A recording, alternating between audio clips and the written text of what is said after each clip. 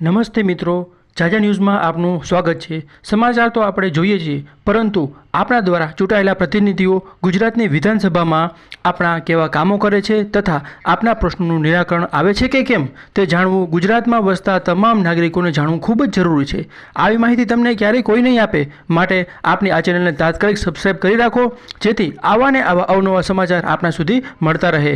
વિડીયોને અંત સુધી શાંતિથી નિહાળો। ધન્યવાદ। चलो मान्य केयूर भाई। माननीय अध्यक्ष श्री, आपना माध्यम थी माननीय मंत्री श्री ने पूछवा मांगू छू।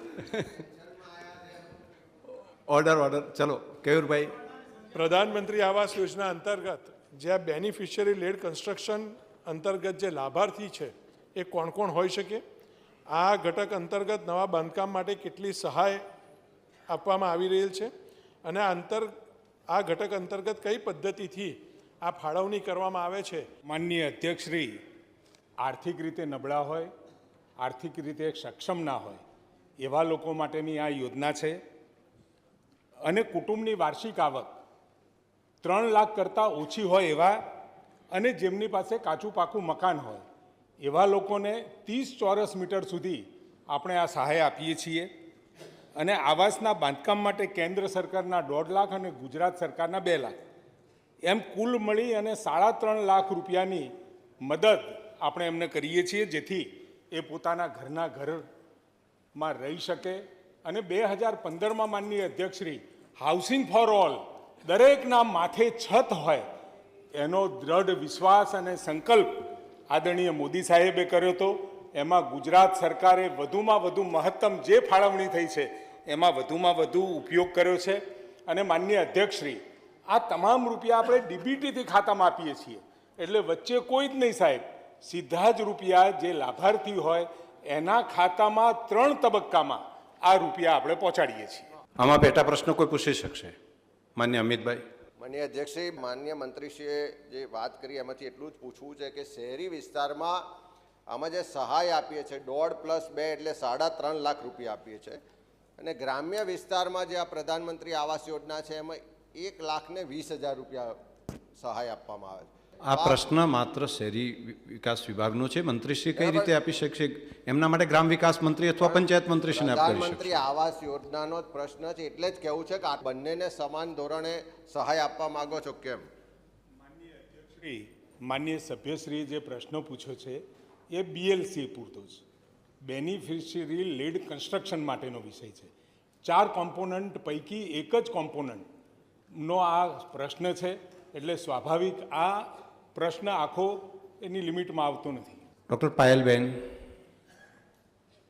માન્ય અધ્યક્ષશ્રી, હું આપના માધ્યમથી માન્ય મંત્રીશ્રીને પ્રશ્ન પૂછવા માંગુ છું કે રાજ્યમાં અત્યાર સુધી પ્રધાનમંત્રી આવાસ યોજના અંતર્ગત બેનિફિશરી લેડ કન્સ્ટ્રક્શન ઘટક અંતર્ગત કુલ કેટલા આવાસો મંજૂર કરવામાં આવેલ છે? માન્ય મંત્રીશ્રી। માનનીય અધ્યક્ષશ્રી, રાજ્યમાં અત્યાર સુધી પ્રધાનમંત્રી આવાસ યોજના અંતર્ગત બેનિફિશિયરી લેડ કન્સ્ટ્રક્શનમાં કુલ 1,56,978 આવાસો આપણે મંજૂર કર્યા છે માનનીય અધ્યક્ષશ્રી, અને એમાં કુલ 4,595 કરોડની સહાય આપણે ફાળવી છે। એમાંથી રાજ્ય સરકારે પણ 2,656 કરોડનો ફાળો આપ્યો છે અને કેન્દ્ર સરકારે પણ 1,938 કરોડ રૂપિયા આ ગરીબોના ઘર બને એના માટે કેન્દ્ર સરકારે પણ આપણને આ ફાળો આપ્યો છે, જેથી કરી હાઉસિંગ ફોર ઓલની જે યોજના છે અને માનનીય અધ્યક્ષશ્રી 3 કરોડ નવા ઘરો આવતા સમયની અંદર આવતા 5 વર્ષમાં આપવાનો પણ કેન્દ્ર સરકારે નિર્ધાર કર્યો છે। ત્યારે ગુજરાત પણ આમાં મહત્ત્વનો રોલ પ્લે કરી અને ગુજરાતની અંદર બધા જ લોકોને પાકી છત મળે એ દિશામાં આદરણીય ભૂપેન્દ્રભાઈ પટેલની સરકાર એગ્રેસિવ છે। માન્ય ડૉક્ટર તુષારભાઈ। માનનીય અધ્યક્ષશ્રી, સરકાર ફરી આર્થિક સર્વે કરાવવાનું કોઈ વિચારી રહી છે કેમ? માનનીય અધ્યક્ષશ્રી, જૂનો જે SCCનો ડેટા હતો, જે આર્થિક સર્વે થયો હતો એના પ્રમાણે જે આપણી પાસે ડેટા ઉપલબ્ધ હતો એના આધારે આ યાદી મંજૂર થાય છે, અને એ યાદીમાં જે નામ છે એ બધા આપણે એમને મકાન આપવાનું કામ કરીએ છીએ। નવી જ્યારે સર્વે થશે એ વખતે એ નવી વિચારણા કરવામાં આવશે। પ્રશ્ન ક્રમાંક 2 માન્ય શ્રી વીડી ઝાલા। માનનીય અધ્યક્ષ શ્રી, છેલ્લા 1 વર્ષમાં આપણે રાસાયણિક ખાતરની ગુજરાતને કેટલી જરૂરિયાત હતી, આપણે કેટલી માગણી મૂકી છે અને ભારત સરકાર તરફથી યુરિયા અને નેનો ખાતર હોય અથવા તો ડીએપી હોય, આ ખાતરનો કેટલો જથ્થો આપણને ઉપલબ્ધ થયો છે? માનનીય અધ્યક્ષશ્રી, માનનીય સભ્યશ્રીના પહેલા પ્રશ્નમાં જણાવું તો આપણે 1 વર્ષમાં કુલ 59,82,000 મેટ્રિક ટનની માંગણી કરવામાં આવેલ અને એની સામે યુરિયા, ડીએપી અને નેનો યુરિયા અને અન્ય ખાતર મળી કુલ 62,60,000 મેટ્રિક ટનનો જથ્થો કેન્દ્ર દ્વારા આપણને પૂરો પાડવામાં આવેલ છે. માન્ય ત્રિકમભાઈ છાંકા. માન્ય અધ્યક્ષશ્રી, આપના માધ્યમથી માન્ય મંત્રીશ્રી પાસે જાણવા માગું છું કે યુરિયા ખાતર સાથે અન્ય વસ્તુઓ ખરીદવાની ફરજ ન પડે તે માટે સરકારે શી વ્યવસ્થા કરી છે અને એ માટે શું આદેશ કરેલા છે?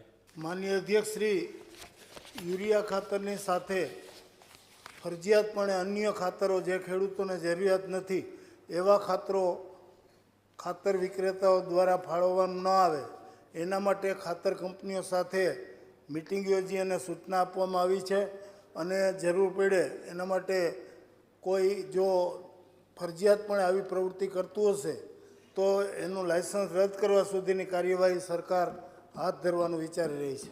મહેશભાઈ કસવાલા.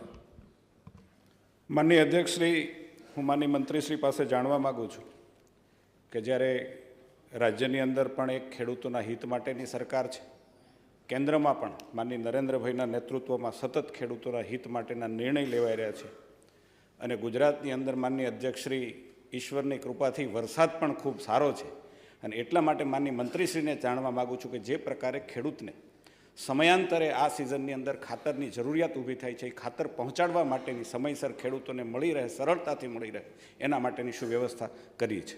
માનનીય અધ્યક્ષશ્રી, મને કહેતા આનંદ થાય છે કે છેલ્લા 1 વર્ષમાં રાજ્યમાં ખાતરની જે જરૂરિયાત છે એના કરતાં પણ કેન્દ્ર સરકારે આપણને વધુ જથ્થો ફાળવ્યો છે અને ક્યાંય ખાતરની અછત ઊભી થઈ નથી અને ખેડૂતોને સમયસર ખાતર મળી રહે એના માટેની તમામ વ્યવસ્થા સરકાર દ્વારા કરવામાં આવી છે.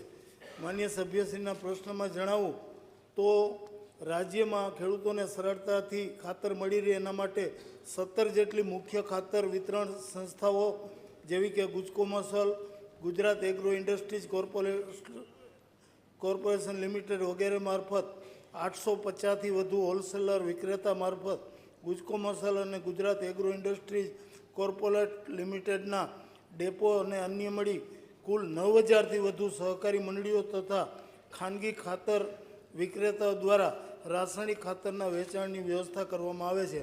આમ રાજ્યમાં ખાતર ખેડૂતોને સરળતાથી મળી રહે એના માટેની યોગ્ય વ્યવસ્થા ગોઠવવામાં આવી છે. પ્રશ્ન ક્રમાંક 3 માન્ય શ્રી પ્રવીણભાઈ માળી. માન્ય અધ્યક્ષશ્રી, 31/7/2024ની સ્થિતિએ બનાસકાંઠા જિલ્લામાં પાયલોટ પ્રોજેક્ટ અંતર્ગત દૂધ સહકારી મંડળીઓના ખાતા જિલ્લા મધ્ય સહકારી બેંકમાં બનાસકાંઠામાં ખોલવામાં આવ્યા છે. તે ખૂબ સારો એક નિર્ણય લીધેલો છે. તો હું જાણવા માગું છું કે બનાસકાંઠા જિલ્લામાં એપ્રિલ 2023થી જુલાઈ 2024 સુધીમાં કેટલી દૂધ સહકારી મંડળીઓના નવા ખાતા જિલ્લા મધ્ય સહકારી બેંક બનાસકાંઠામાં ખોલવામાં આવ્યા છે? માન્ય અધ્યક્ષશ્રી, આપ પણ સહકારિતા સાથે જોડાયો ત્યારે મને આ ગૃહને જણાવતા આનંદ થાય છે કે આ પાયલોટ પ્રોજેક્ટ એટલે શું, પણ એક કોઓપરેશન એમોંગ કોઓપરેટિવ. આ દેશના યશસ્વી વડાપ્રધાન માનનીય મોદી સાહેબે જે 5 ટ્રિલિયન ઇકોનોમીની જે વાત કરી છે, ખેડૂતોની આવક બમણી કઈ રીતે થાય અને એના માટે દેશના યશસ્વી ગૃહપ્રધાન અમિતભાઈ શાહ સાહેબે એક પાયલોટ પ્રોજેક્ટ રૂપે બનાસકાંઠા જિલ્લો અને પંચમહાલ જિલ્લાની અંદર આ પ્રોજેક્ટને લોન્ચ કરવામાં આવ્યો. ત્યારબાદ આખા ગુજરાતમાં તમામ જિલ્લા તાલુકા લેવલે અમે આ કામ કરી રહ્યા છીએ. જેટલી પણ કોઓપરેટિવ સંસ્થાઓ છે, જેટલા પણ પશુપાલકો છે, જેટલી પણ દૂધની ડેરીઓ છે, આ તમામે તમામ લોકોના બેંકના એકાઉન્ટ, એમનો બેંકનો સંપૂર્ણ વ્યવહાર એ ડિસ્ટ્રિક્ટ બેંકના માધ્યમથી થાય અને એના માટેનો આ એક પાયલોટ પ્રોજેક્ટ શરૂ કરવામાં આવ્યો હતો. બનાસકાંઠાની 616 સહકારી મંડળીના નવા ખાતાઓ ડિસ્ટ્રિક્ટ બેંકમાં ખોલવામાં આવ્યા. માત્ર 616 ખાતા નહીં, મને જણાવતા આનંદ થાય છે અને આ ગૃહના માધ્યમથી માન્ય મુખ્યમંત્રીશ્રી જ્યારે બેઠા છે ભૂપેન્દ્રભાઈ પટેલ, માન્ય અધ્યક્ષશ્રી, બનાસકાંઠા અને પંચમહાલમાં 3 મહિનાની અંદર લગભગ 4.5 લાખ કરતાં વધારે બેંક એકાઉન્ટ એ વખતે ખોલવામાં આવ્યા હતા અને એ વખતે લગભગ 1200 કરોડની નવી ડિપોઝિટો આવી હતી. અને આજે આખા રાજ્યની અંદર અમારા જયેશભાઈ બેઠા છે, ઘણા બધા સહકારી આગેવાન મિત્રો બેઠા છે, લગભગ 22 લાખ જેટલા નવા એકાઉન્ટો ખુલ્યા છે અને લગભગ 6,500 કરોડની નવી ડિપોઝિટો એ બેંકમાં જમા થઈ છે. માનનીય અધ્યક્ષશ્રી આજ કહી આપે છે કે સહકારી ખાતું દેશના યશસ્વી વડાપ્રધાન માનનીય મોદી સાહેબના વિઝનથી અને દેશના યશસ્વી ગૃહપ્રધાનના જે લીડરશીપ ચાલી રહ્યું છે કે આખા ગુજરાતમાં સહકારતા માળખું એ દેશમાં સૌથી મજબૂત માળખું ગુજરાતની અંદર એ પારદર્શક રીતે ચાલી રહ્યું છે. તે માટે માનનીય મુખ્યમંત્રી લાખ અભિનંદન પાઠવું છું. હા, માન્ય માવજીભાઈ. માન્ય અધ્યક્ષશ્રી, માર્કેટ યાર્ડો અને તાલુકા સંઘો છે એના પણ ખાતાઓ ડિસ્ટ્રિક્ટ બેંકમાં ખોલાય છે કે કેમ? માન્ય અધ્યક્ષશ્રી, માવજીભાઈ પણ સહકારી આગેવાન છે, મારા ગૃહને જણાવવું છે કે કોઈ પણ સહકારી 85,000 જેટલી સહકારી મંડળીઓ છે. એ 85,000 સહકારી મંડળીઓ, તમામ ડેરી, તમામ પ્રકારની સહકારી સંસ્થા સાથે જોડાયેલી તમામ સભાસદો, આ બધા જ લોકો એ ડિસ્ટ્રિક્ટ બેંક સાથે જોડાશે, અર્બન સાથે જોડાયેલા તો અર્બન સાથે, કોઓપરેટિવ બેંક સાથે જોડાયેલા રહેશે. માન્ય અધ્યક્ષજી, આનંદની વાત એ છે કે દરેક ગામડામાં આપણે એક બેંક મિત્ર બનાવવાના છીએ અને દરેકને માન્ય અધ્યક્ષજી માઇક્રો એટીએમ આપવાના. દરેક ગામની અંદર, દરેક જ્યાં ગ્રામ પંચાયત હશે ત્યાં માઇક્રો એટીએમ આપીશું. માન્ય અધ્યક્ષજી, આપે તો ખૂબ ઝીણવટ પ્રકારનો અભ્યાસ કર્યો છે. માન્ય આ ગૃહના નેતા જ્યારે બેઠા ત્યારે મારે તમામ સભ્યોને જણાવવું છે કે આ બેંક મિત્ર શું કામ કરશે, માઇક્રો એટીએમ શું કામ કરશે. ધારો કે બનાસકાંઠા ડિસ્ટ્રિક્ટ બેંક એ પાલનપુર ખાતે છે, તાલુકા લેવલ સુધીમાં જેટલી પણ બ્રાન્ચો છે, એ સિવાય જે છેવાડાના ગામડાઓ છે, તો ત્યાં દરેક ગામની અંદર આપણે માઇક્રો એટીએમ આપીશું. બેંક મિત્ર તે કામ કરતો હશે. કોઈ પણ ગામના વ્યક્તિને પૈસા ઉપાડવા હશે કે પૈસા લેવા હશે તો બેંક મિત્ર પાસે જશે માન્ય અધ્યક્ષજી, ત્યાં પૈસા જમા પણ કરી શકશે, પૈસા ઉપાડી પણ શકશે. અને ગામના દરેક વ્યક્તિને તાલુકા સેન્ટર સુધી કે જિલ્લા લેન્ડ સેન્ટર સુધી આવવું નહીં પડે, આ પ્રમાણેની સુવિધા એ રાજ્ય સરકારે એ કરી છે. માન્ય શ્રી અમિતભાઈ. માનનીય અધ્યક્ષશ્રી, સહકારી માળખું મજબૂત થાય આવકાર્ય છે, પણ જે ગ્રામ્ય વિસ્તારની સાચી પરિસ્થિતિ છે કે કેટલાય ગામ એવા છે કે જ્યાં નેશનલાઇઝ બેન્કો છે પણ એ ગામમાં સહકારી બેન્કો નથી. આજે આપણે એક ઝુંબેશના સ્વરૂપમાં બધા જ ખાતાને સહકારી બેન્કોમાં લઈ જવાની વાત કરીએ છીએ. મારી ખાલી એટલી જ માન્ય મંત્રીશ્રીને પૂછવું છે કે આપણે અત્યારે આ ઝુંબેશના સ્વરૂપમાં કરીએ છીએ તો પોતાના ગામમાં નેશનલાઇઝ બેંક હોય તેમ છતાં એ મંડળીને બાજુના ગામમાં સહકારી બેંકમાં ખાતું ખોલાવવાની ફરજ પાડવામાં આવે છે. તો આ ખાતું ખોલાવવું ફરજિયાત છે કે મરજિયાત છે? માન્ય અધ્યક્ષશ્રી, હું અમિતભાઈને અભિનંદન આપીશ કે એમણે કોઓપરેશન એમોંગ કોઓપરેટિવ માટે એટલી ઝીણવટભરી તકેદારી રાખી. અમિતભાઈ જે જિલ્લામાંથી આવે છે એ જિલ્લાની કેડીસીસી બેંક, ખેડા બેંક, માન્ય અધ્યક્ષશ્રી, જેમ તમે જે આ સરકારે આપણે જે આખી વિધાનસભા કરી છે એમ ગુજરાત રાજ્યની સહકારી માળખું પણ થઈ રહ્યું છે. લેપટોપ લઈ, આઈપેડ લઈ અને ખેડા ડિસ્ટ્રિક્ટ બેંકના એમના જિલ્લાની અંદર બેંક મિત્રો જાય છે. ગામની અંદર કોઈ પણ કાગળિયા એ ત્યાં આપે, ત્યાં અમારો કર્મચારી, કોઓપરેટિવ બેંકનો કર્મચારી સ્કેન કરી લે, ત્યાં જ એનો ફોટો પાડી લે એટલે એનું બેંક એકાઉન્ટ ઓપન થઈ જાય છે. તમારી બિલકુલ બાજુની સીટમાં આપણા ઉપાધ્યક્ષ બેઠા છે પંચમહાલ ડિસ્ટ્રિક્ટની અંદર. એટલે એવું કહેવાતું હતું કે જ્યારે દેશ આઝાદ થયો ત્યારે જે વિદેશીઓને આપણે સાચવતા હતા, વિદેશથી જે સિગરેટો આવતી હતી, આપણા કપડાં વિદેશ ધોવા જતા હતા, અને એ લોકો એક પછાત જિલ્લાઓ જે આપણા કહેવાતા હતા એ જિલ્લાએ સૌથી પહેલું કામ કર્યું છે. એટલે મારે આ ગૃહના માધ્યમથી અધ્યક્ષ અને ઉપાધ્યક્ષને અભિનંદન પાઠવવા છે કે આવા જે છેવાડાના જિલ્લાઓમાં પણ ઈ બેન્કિંગનું કામ થઈ રહ્યું છે. અને આખા વિશ્વની અંદર ઈ બેન્કિંગ આખા વિશ્વમાં સૌથી વધારે જો નેટવર્કિંગ કામ કરતું હોય તો ભારતની અંદર થઈ રહ્યું છે. અને ગુજરાતની અંદર માન્ય અધ્યક્ષશ્રી મારે જણાવતા આનંદ થાય છે કે 43 લાખ કરતાં પણ વધારે આ છેલ્લા 6 મહિનામાં કોઓપરેટિવ બેંકના માધ્યમથી ઈ બેન્કિંગના લેવડ દેવડ થઈ છે માન્ય અધ્યક્ષશ્રી. એટલે 18 કિલોમીટર દૂર હોય, 8 કિલોમીટર દૂર હોય, માન્ય અધ્યક્ષશ્રી સાથે સાથે મારે કહેવું છે કે ઝીરો ઇન્ટરેસ્ટ બેંક પણ આ મારી કોઓપરેટિવ બેંકો આપી રહી છે. પ્રાઇવેટ બેંકોની અંદર જે માન્ય ખેડૂતો છેતરાય છે અને દેશના યશસ્વી ગૃહમંત્રી અને પ્રથમ સહકારતા મંત્રી એ બનાસકાંઠાના સામાન્ય ગામડામાં જાય છે.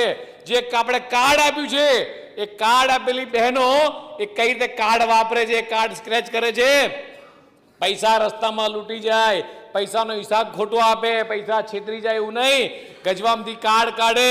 એટલે પેલી બેન વ્યવહાર કેવી રીતે કરે છે અને કોઈ મુશ્કેલી પડે છે કે કેમ, આની ઝીણવટભરી તપાસ અધ્યક્ષશ્રીની હાજરીમાં ઉપાધ્યક્ષશ્રી, હું, માન્ય સહકારના મંત્રી અમિતભાઈ સાહેબે જોયું છે. લિટરલી કે ગામની બેન જાય કે મારે સાબુ લેવો છે, શેમ્પુ લેવું છે, દવા લેવી છે, તો તરત જ કાર્ડ સ્ક્રેચ કરાવે છે, એના પૈસા કપાય છે, એના મોબાઈલમાં ઓટીપી આવે છે.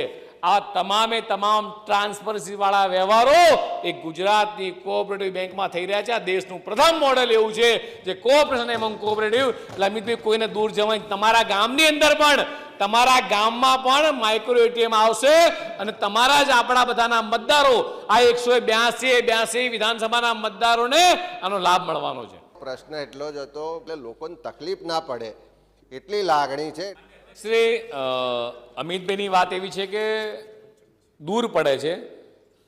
દરેક ડિસ્ટ્રિક્ટ બેંકને, જયેશભાઈ બેઠા છે, રાજકોટ જવાનું થયું, માન્ય અધ્યક્ષ આપના ત્યાં પંચમહાલમાં, બધી જ જગ્યાએ આપણે જેટલી પણ એપીએમસી છે, જેટલી પણ આપણે એવું કહેવાય એક્સટેન્શન આપવાની પણ સુવિધા આપણે કરી છે. અને આખા રાજ્યમાંથી એક પણ ફરિયાદ મળી હોય એવું નથી. માન્ય ધારાસભ્ય શ્રી ઊંઝા જરા વાત કરી લો. Pilot project Kiritbhai. અંતર્ગત કેટલા એટીએમ સ્થાપવામાં આવ્યા છે?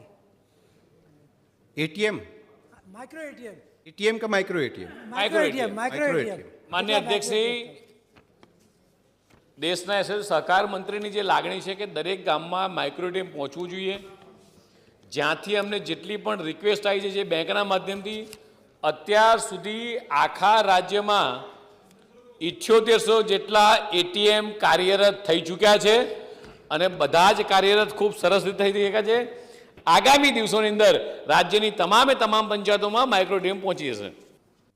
પ્રશ્ન ક્રમાંક 4, માન્ય શ્રી કાંતિભાઈ ખરાડી. હું મંત્રીજી એવું કહેવા માગું છું, 6 માસ કરતો વધારે દોતા તાલુકા પગાર લેતા અને વિદેશમાં રહેતા શિક્ષકો કેટલા છે? માન્ય અધ્યક્ષશ્રી, માન્ય સભ્યશ્રીનું કહેવું છે કે જે ગેરહાજર છે એને પગાર ચૂકવવામાં આવ્યો છે. આ માધ્યમિક શિક્ષકો જે રજા લઈને ગયેલા છે એમાં તે પૈકી એક પણ શિક્ષકને માન્ય અધ્યક્ષશ્રી આપણે પગાર ચૂકવ્યો નથી. પ્રશ્ન ક્રમાંક 5, માન્ય શ્રી ઉમેશભાઈ મકવાણા. માન્ય અધ્યક્ષશ્રી, આપના માધ્યમથી મંત્રીશ્રીને પૂછવા માગું છું કે તારીખ 31/7/2024ની સ્થિતિએ છેલ્લા 1 વર્ષની અંદર ગુજરાતની અંદર જે ચાંદીપુરા વાયરસથી જે નાના બાળકોના મૃત્યુ જે થયા છે એ કુલ કેટલા મૃત્યુ થયા છે અને આ જે ચાંદીપુરા વાયરસ જે છે એને અટકાવવા માટે રાજ્ય સરકારે અત્યાર સુધીમાં શું પગલાં લેવામાં આવ્યા છે? માનનીય અધ્યક્ષશ્રી, ચાંદીપુરા વાયરસ એ માનનીય અધ્યક્ષશ્રી એક્યુટ વાયરસ એન્ફેલાઇટિસ એટલે કે એક પ્રકાર, એમાં ચાંદીપુરાનો પણ આ વાયરસ આવી જાય છે કે જે ચાંદીપુરા નામના રેતીના માખથી થતો આ રોગ છે માનનીય અધ્યક્ષશ્રી. અને એના કારણે આ કેવળ ને કેવળ ચાંદીપુરા આપણે કહીએ છીએ કે ચાંદીપુરા, પરંતુ એની અંદર જે આ એક્યુટ વાયરલ સિન્ડ્રોમ છે એ 3-4 પ્રકારના હોય છે. એ પૈકીનો એક ચાંદીપુરા છે પરંતુ માનનીય અધ્યક્ષશ્રી ટોટલ હું એમને લેટેસ્ટ વિગત આપું ગઈકાલ સુધીની. માનનીય અધ્યક્ષશ્રી કુલ 164 કેસ આપણે ત્યાં નોંધાયા છે. એમાંથી ચાંદીપુરા, કારણ કે આપણે GBRC અને પૂનાના માધ્યમથી આપણે આ તમામ ટેસ્ટિંગ કરાવ્યા છે, એટલે ચાંદીપુરા કન્ફર્મ થયા હોય એવા કેસોમાં જે મૃત્યુ થયા એવા 28 છે. જે એન્ફેલાઇટિસ વાયરલ સિન્ડ્રોમથી જે મૃત્યુ થયા હોય એવા 73 છે. માનનીય અધ્યક્ષશ્રી કુલ 101 છે. એટલે માનનીય અધ્યક્ષશ્રી અને 164માંથી 101 મૃત્યુ બાદ કરતાં 63 જેટલા બાળકો આપણે બચાવી શક્યા છીએ અને 4 બાળકો અત્યારે સારવાર હેઠળ છે. એટલે લગભગ 59 બાળકો આપણે સારવાર આપી અને એમને ઘરે મોકલી શક્યા છીએ. માનનીય અધ્યક્ષશ્રી, અને આનો જે ફેલાવો ખરો એ ફેલાવો રોકવા માટે રાજ્ય સરકાર જ્યારથી આપણને ખબર પડી ત્યારથી પૂરતા પ્રમાણમાં આપણે એના પગલાં લીધા છે. માનનીય અધ્યક્ષશ્રી, આપણે સમગ્ર રાજ્યની અંદર પોઝિટિવ અને શંકાસ્પદ જે દર્દીઓ હતા એના આસપાસના વિસ્તારોમાં કુલ 53,999 ઘરોમાં સર્વેલન્સની કામગીરી કરી. માનનીય અધ્યક્ષશ્રી, કુલ 7,46,927 કાચા ઘરોમાં મેલેથિયોન પાવડરથી ડસ્ટિંગ કર્યું. કુલ 1,58,074 કાચા ઘરોમાં સ્પ્રેઇંગની કામગીરી કરી. અને સાહેબ, સ્કૂલ તો લગભગ આપણે આવરી લીધી. 31,000 શાળામાં મેલેથિયોન પાવડરથી ડસ્ટિંગ અને 8,649 જેટલી શાળામાં જ્યાં જરૂર પડે ત્યાં સ્પ્રેઇંગની પણ આપણે કામગીરી કરી છે.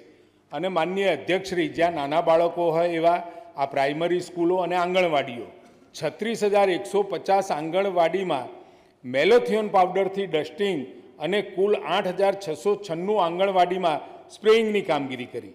માનનીય અધ્યક્ષશ્રી, વિડીયો કોન્ફરન્સથી રાજ્યના તમામ કલેક્ટરશ્રી, જિલ્લા વિકાસ અધિકારીશ્રી, મ્યુનિસિપલ કમિશનરશ્રી, જિલ્લા કોર્પોરેશન હસ્તકના આરોગ્યના અધિકારીઓ સાથેની કામગીરીની સમીક્ષા કરી. દૈનિક મોનિટરિંગ માટે તમામને જાણ કરી હતી. આદરણીય અધ્યક્ષશ્રી, માનનીય મુખ્યમંત્રીશ્રીએ પણ આ તમામ સાથે તમામ જિલ્લાઓની, તમામ ગામોની આ માહિતી લીધી હતી. મેં પણ સાબરકાંઠાની અંદર જઈ અને આ બાબતે ત્યાં ચેક કર્યું કે અને ચાંદીપુરમ એ એક એવો રોગ છે કે એની સારવારની કોઈ પદ્ધતિ નથી. એની સારવાર કેવળ સિમ્પ્ટોમેટિક થતી હોય છે. તાવ હોય તો તાવની દવા થાય, ઝાડા ઉલટી હોય તો ઝાડા ઉલટીની દવા થાય, મગજનો સોજો હોય તો મગજના સોજાની થાય, તાણ આવતી હોય, ખેંચ આવતી હોય તો એની દવા થાય. માનનીય અધ્યક્ષશ્રી, સિમ્પ્ટોમેટિક સારવાર જ એક આનો ઉપાય છે. માનનીય અધ્યક્ષશ્રી, અને આપણે અત્યારે જે પણ કોઈ GBRCમાં અત્યારે જે સેમ્પલો મોકલી છે, ચાંદીપુરા સિવાય પણ બાકીના કયા પ્રકારના કારણોસર આ કયો વાયરસ છે એનું સંશોધન પણ ચાલી રહ્યું છે. એટલે કેવળ ચાંદીપુરા છે ને બાકીના એન્ફેલાઇટિસ જે વાયરસ છે, સિન્ડ્રોમ, એક્યુટ સિન્ડ્રોમ, એ પૂરતું નહીં, પરંતુ એમાં કયા કારણોસર આ વાયરલ થયો એ 0 થી 14 વર્ષના બાળકો માટે સરકારે પૂરતી ચિંતા કરી છે. માન્ય વીડી ઝાલા. માનનીય અધ્યક્ષશ્રી, રાજ્યના મુખ્યમંત્રી સાહેબની સતર્કતાને કારણે આ રોગ હિંમતનગર સિવિલમાં આવતા જ તાત્કાલિક માનનીય આરોગ્ય મંત્રીશ્રી એમની સમગ્ર ટીમ લઈને ત્યાં હિંમતનગર આવેલા. લગભગ 2 કલાક ગાડીને વોર્ડની સંપૂર્ણ માહિતી લઈ બધાની સાથે બેઠકો કરી, સામાજિક સંસ્થાઓ સાથે પણ કરી. રાજ્યના પ્રભારી મંત્રી શ્રી બળવંતસિંહ રાજપૂતે પણ મુલાકાત લીધી, ભીખુસિંહજી પરમારે પણ મુલાકાત લીધી. અને એ પછી જે આખું છેક ઇન્ટિરિયર કોશિનાના જે ગામડાઓ છે ત્યાં સુધી જે મેડિકલ ટીમ પહોંચી અને એના કારણે હિંમતનગર સિવિલમાં આ રોગ તાત્કાલિક અટક્યો છે અને ઘણી બધી સારવાર કરીને બાળકો સાજા થયા છે. એ માટે હું રાજ્ય સરકારનો હૃદયપૂર્વક અભિનંદન પણ પાઠવું છું. અને મારો પ્રશ્ન એ છે કે આ જે ચાંદીપુરમ વાયરસ છે એનો કઈ રીતે થાય છે અને કેટલા ઉંમર સુધીના બાળકોને આ રોગ થાય છે? માન્ય મંત્રીશ્રી. માનનીય અધ્યક્ષશ્રી, એમને કહ્યું એમ છેલ્લા 8-9 દિવસથી એક પણ નવો કેસ નથી આવ્યો અને એક પણ મૃત્યુ નથી થયું. એટલે આપણા રાજ્ય માટે આરોગ્ય વિભાગે કરેલી કામગીરી અને બાકીનો પણ સરકારી તંત્રએ કરેલી કામગીરી ખૂબ સરાહનીય છે, ચોક્કસ વાત છે. રાત દિવસ જાગી ડસ્ટિંગની કામગીરી કરવી હોય, સ્પ્રેઇંગની કામગીરી કરવી હોય, દરેક ઘરે જઈ અને ત્યાં આગળ સર્વેલન્સની કામગીરી કરવી હોય. માનનીય અધ્યક્ષશ્રી ખૂબ એક આંદોલન સ્વરૂપે, એક મુહિમના સ્વરૂપે લઈ અને જે આ કામગીરી કરી એના કારણે આપણે જલ્દી રિઝલ્ટ લાવી શક્યા છીએ. અને માનનીય અધ્યક્ષશ્રી, મેં પહેલાં કહ્યું એમ, આનું નિદાન બ્લડ સેમ્પલ મેળવીને લેબોરેટરી ખાતે લઈ ગયા પછી ટેકનિકલ વિષય છે માનનીય અધ્યક્ષશ્રી. મોલેક્યુલર ટ્રેસ વાયરસના RNA PCRની ચકાસણી અને સિરમ સેમ્પલ દ્વારા એ IgM એન્ટીબોડીની ચકાસણી કરવામાં આવે છે અને એના પછી આપણે નક્કી કરીએ છીએ કે શું છે. અને એમાં જે મેં સારવારની વાત કરી માનનીય અધ્યક્ષશ્રી, તો સારવાર એના માટે કોઈ સ્ટાન્ડર્ડ પ્રોસિજર નથી, પરંતુ એ સિમ્પ્ટોમેટિક સારવાર આપણે કરતા હોઈએ છીએ. અને રાજ્ય સરકારે આ જે સર્વેલન્સની કામગીરી, સ્પ્રેઇંગની કામગીરી કરી, મેલેથિયન પાવડર છાંટવાની કામગીરી કરી, એના કારણે એક્યુટ વાયરલ સિન્ડ્રોમ